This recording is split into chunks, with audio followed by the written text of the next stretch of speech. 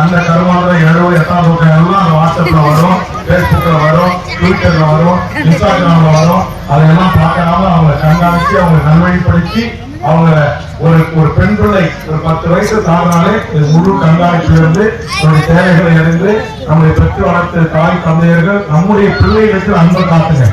நீங்க காட்டாம அதை எரிஞ்சு உள்ள நடிச்சு அதை திட்டி அது இன்னொருத்தவங்கிட்ட அவன் அன்பை காட்டி ஆசையா நாலு வார்த்தை பேசும்போது பள்ளியில இருந்து போயிட்டு இருக்கு.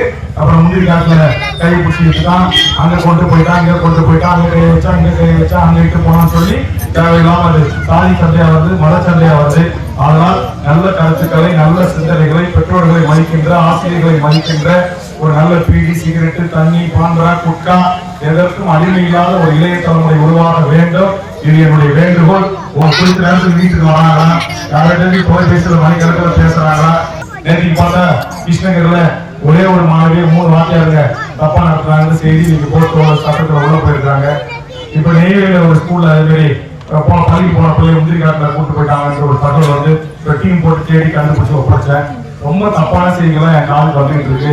அதனால பெற்றோர்கள் மிக கவனமாக உங்கள் பிள்ளைச்சனங்களை வளர்த்து ஆளாக்க வேண்டும்.